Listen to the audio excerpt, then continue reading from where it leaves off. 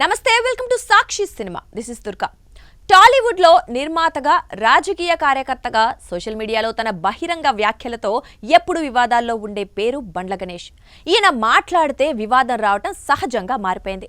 Character artist గా ఎన్నో సినిమాల్లో నటించిన ఈయన గబ్బర్ సింగ్ ద్వారా స్టార్ ప్రొడ్యూసర్ గా మారారు.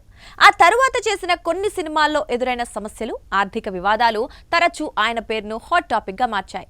తాజాగా అఖండ 2 విడుదల సమస్యల నేపథ్యంలో బండ్ల గణేష్ చెప్పిన ఒక పాత సంఘటన మళ్లీ వైరల్ అవుతోంది. రామ్ చరణ్ గురించి ఆయన చెప్పిన సంగతులు సోషల్ మీడియాలో పెద్ద చర్చనీయాంశంగా అయ్యాయి. ఇటీవల అఖండ 2 విడుదలకు గంట ముందు షోలు రద్దు కావటం, ప్రొడ్యూసర్స్ కు సంబంధించిన ఆర్థిక లావాదేవీల సమస్యలు బయటపడటం సినీ పరిశ్రమను కుదిపేశాయి.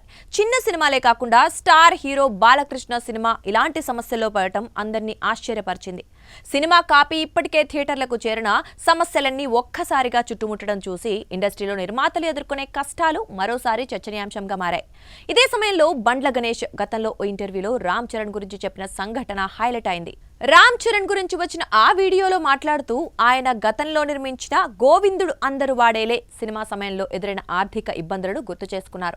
ఆ సినిమా విడుదలకు ముందు రోజు ఎంతో మంది వ్యక్తులకు డబ్బులు కట్టాల్సిన పరిస్థితిలో తానున్నానని, అలాగే హీరో రామ్ చరణ్ కు 2 కోట్లు రెమ్యునరేషన్ బాకీ ఉన్నా ఆ విషయం మీద చరణ్ ఎలా వ్యవహరించాడో బండ్ల గణేష్ చెప్పిన మాటలు నెటిజన్స్ ను ఆకట్టుకుంటున్నాయి. సినిమా రిలీజ్ కు ముందు రోజు రామ్ చరణ్ నన్ను ఇంటికి పిలవడంతో టెన్షన్ పడ్డానని చెప్పారు. ఎందుకంటే అప్పటికే అతనికి 2 కోట్ల రెమ్యునరేషన్ బాకీ ఉంది కాబట్టి.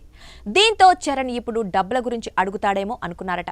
అయితే చరణ్ ఇంటికి వెళ్లిన తర్వాత అసలు విషయం తెలిసిందని, ముందు సినిమా రిలీజ్ అయ్యేలా చూడు, మిగతా వాళ్ళందరికీ క్లియర్ చేయి, నా రెమ్యునరేషన్ తర్వాత చూసుకుందామని రామ్ చరణ్ నాకు ధైర్యం చెప్పి టీ బిస్కెట్లు ఇచ్చి పంపాడని బండ్ల గణేష్ ఎమోషనల్ గా వివరించారు. అంత చిన్న వయసులోనే రామ్ చరణ్ చూపిన మెచ్యూరిటీ, నిర్మాతల పట్ల చూపించిన గౌరవం నిజంగా గుర్తుంచుకోదగ్గదని అన్నారు. అలాగే జూనియర్ ఎన్టీఆర్ కూడా తనకు కొన్ని సందర్భాల్లో అండగా నిలబడ్డారని కూడా ఈ సందర్భంగా వెల్లడించారు.